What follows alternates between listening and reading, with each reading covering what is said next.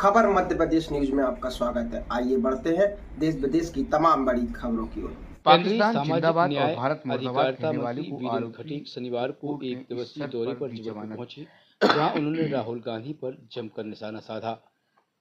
जबलपुर में मीडिया से बात करते हुए उन्होंने कहा कि कांग्रेस नेता राहुल गांधी हर जगह संविधान की बात कर रहे हैं, लेकिन आपातकाल लगने वाले व्यक्ति को संविधान की बात करना ठीक नहीं है। केंद्रीय मंत्री ने कहा है कि बीजेपी ने हमेशा संविधान का सम्मान किया है, क्योंकि यह आस्था का प्रतीक है। झारखंड में राहुल गांधी के दौरे को लेकर पूछे गए सवाल पर केंद्रीय मंत्री ने चुटकी लेते हुए जवाब दिया, हमने हरियाणा में जलेबी खा ली है, अब झारखंड चुनाव में भी जलेबी खाएंगे महिला अपराधों के खिलाफ। भोपाल में धरने पर बैठे दिग्विजय सिंह और कमलनाथ को लेकर केंद्रीय मंत्री वीरेंद्र खटीक ने कहा कि इन नेताओं के पास अब कोई और काम नहीं रह गया है, इसलिए वे जगह जगह जाकर धरना दे रहे हैं। केंद्रीय मंत्री वीरेंद्र खटीक भंवरताल स्थित कल्चर स्ट्रीट में आयोजित सीवर और सेप्टिक टैंक सफाई कर्मियों के लिए पीपीई किट और आयुष्मान कार्ड वितरण कार्यक्रम में शामिल हुए। यहाँ उन्होंने कहा कि सफाई कर्मियों के लिए नमस्ते योजना शुरू की गई है, जिसके बाद उन्हें काम करने में बेहद आसानी हुई। अब इस काम में जोखिम कम होगा। केंद्र सरकार के द्वारा और भी कई योजनाएं आरंभ की गई हैं, जिसका लाभ इन कर्मियों को मिलेगा।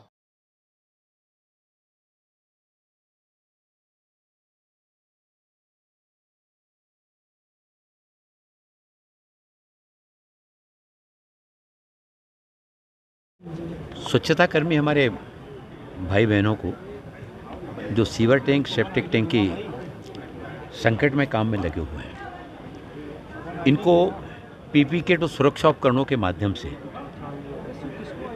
इसके बाद उनको प्रशिक्षण देने का भी कार्यक्रम है, जिसमें नगर निगम के इंजीनियर, कंसर्न जो ठेकेदार होते हैं वो और स्वच्छता कर्मी भाई बहन, उनको प्रशिक्षण भी दिया जाता है। प्रशिक्षण के उपरांत वो अपने काम को करेंगे।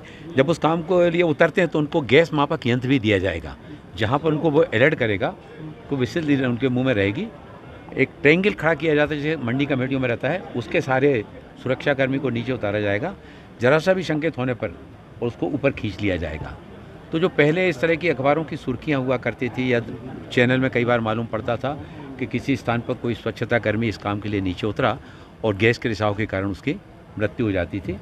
इस मृत्यु दर को शून्य करने के लिए देश के प्रधानमंत्री आदरणीय नरेंद्र मोदी जी के प्रेरणा से सामाजिक न्याय अधिकारिता मंत्रालय ने नमस्ते योजना प्रारंभ की।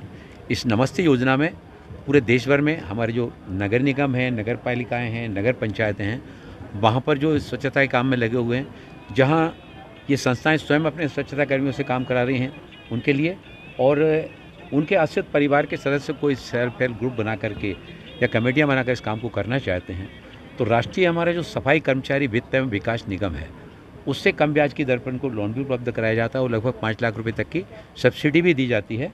और ये निजी क्षेत्र के लोग भी खरीदते हैं, इस तरह के राष्ट्रीय मशीनीकृत सफाई व्यवस्था के साथ में जुड़ते हैं, तो उनको भी नगर पालिका और नगर निगम के द्वारा अनुबंध के तहत उनको जोड़ लिया जाता है, तो उनको काम भी मिलता है और सुरक्षा के साथ में वो अपने काम को बेहतर ढंग से काम कर सकें। इस श्रृंखला को, इस अभियान को हम पूरे देश में बढ़ाने के लिए आगे बढ़ रहे हैं। और जबलपुर नगर निगम ने जिस तरह से पिछले दिनों स्वच्छता के अभियान को यहाँ पर जबलपुर नगर निगम एरिया में बढ़ाया, इसमें नगर निगम के सभी निर्वाचित जनप्रतिनिधियों के साथ ही साथ हमारे नगर निगम अध्यक्ष और महापौर के साथ साथ उनकी जो वार्ड मेंबर हैं, उनके MIC के अध्यक्ष हैं, सदस्य हैं, और जबलपुर की जनता ने जो योगदान दिया, उसके परिणामस्वरूप 60वें स्थान से 13वें स्थान पर जबलपुर आया है। आने वाले समय में ये प्रयास ऐसे ही गतिशीलता के साथ में चलते रहेंगे और जबलपुर नगर निगम की जनता का ऐसा ही सहयोग मिलता रहेगा, तो संस्कार धानी के साथ साथ जबलपुर आने वाले समय में और स्वच्छता की राजधानी भी बनने की दिशा में अग्रसर होगा। मेरा जबलपुर अनेकों बार आना होता रहता है, लेकिन आज इस कार्यक्रम के माध्यम से हमारे स्वच्छता कर्मी भाइयों बहनों के बीच में जुड़ने का, उनको सुरक्षा उपकरण प्रदान करने का, उनको आयुष्मान कार्ड दिलाने का, जिससे वो 5 लाख रुपए तक का इलाज करा सकें और अपने सफाई व्यवस्था के काम को सुरक्षित ढंग से कर सकें। इस कार्यक्रम में जबलपुर नगर निगम काफ़ी मुस्तैदी के साथ में काम कर रहा है। हमारे जबलपुर नगर निगम के हम अपने सभी निर्वाचित जनप्रतिनिधियों को उनको आभार धन्यवाद देते हुए जबलपुर नगर निगम क्षेत्र में रहने वाले सभी भाइयों बहनों से ये अनुरोध करना चाहते हैं कि स्वच्छता का अभियान जन जन का अभियान इसको बनाते हुए जबलपुर को रैंकिंग में हमको पहले स्थान पर ले जाने के लिए सभी का योगदान मिलेगा। सर, आज एक ऐलान भी आपने किया कि जबलपुर में एटीएफ केंद्र जो है आपके मंत्रालय की सहायता से बनेगा, एक केंद्र खोला जाएगा। आज कलेक्टर महोदय जी से मेरी और एसपी महोदय जी से चर्चा हुई तो देश के विभिन्न अंचलों में नशा मुक्ति जो हमारा नशा मुक्त भारत अभियान है, इस नशा मुक्त भारत अभियान के अंतर्गत जबलपुर में भी हमारा केंद्र का एटीएफ नहीं है।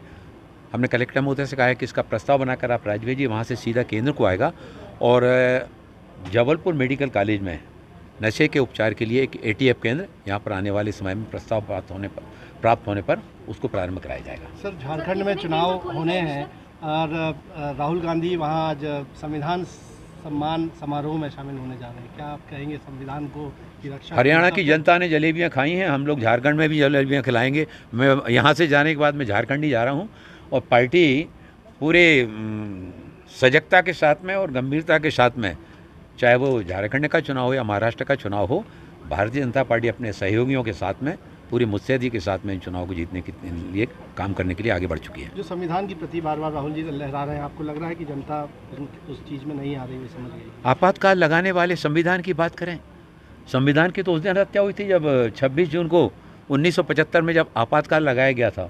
और मैं तो यहाँ जबलपुर जेल में भी रहा उस समय, पहले सागर जेल में था और बाद में यहाँ पर भी रहा। तो कितने बार जब विपक्ष सत्ता में रहा तब संविधान का अपने हिसाब से उसका उपयोग किया गया। देश के प्रधानमंत्री आदरणीय नरेंद्र मोदी जी के आने के बाद जिस तरह से उन्होंने गुजरात के मुख्यमंत्री पद पर रहते हुए संविधान की बड़ी कापी हाथी पर बिठाल करके और उसकी संविधान यात्रा निकालने का काम किया था। फिर यहाँ पर 26 नवंबर को संविधान दिवस मनाने की शुरुआत उनके द्वारा की गई। उन्होंने संविधान की सर्वोच्चता को सदैव जो है ना ऊंचाई पर ले जाने का काम किया। संविधान, जैसा कि विपक्ष के कुछ लोग करते हैं, संविधान दिखाने की नहीं बल्कि संविधान का सम्मान करने का भाव प्रधानमंत्री नरेंद्र मोदी जी से सीखना चाहिए कि जब वो पहली बार लोकसभा में आए तो लोकसभा के लोकतंत्र के सर्वोच्च मंदिर की पहली सीढ़ी को नमन किया और भीतर जाकर पहले उन्होंने संविधान के प्रति अपना माथा झुकाकर सम्मान प्रदान किया गया था। तो उनके लिए तो ये राजनीतिक मतलब हो सकता है, लेकिन हम लोगों के लिए संविधान आस्था का, विश्वास का और परंपराओं का हम सब के लिए आदर्श है। सर, आप मध्य प्रदेश के बुंदेलखंड से ही आते हैं। आज राजधानी भोपाल में दिग्विजय सिंह, कमलनाथ सहित तमाम कांग्रेस के नेता महिला सुरक्षा सम्मान को लेकर धरने पर बैठे हुए हैं। क्या काम नहीं है उनके पास, जनता ने नकार दिया है। जब जनता के द्वारा नकार दिया गया तो अब तो बैठने का काम तो करेंगे ही।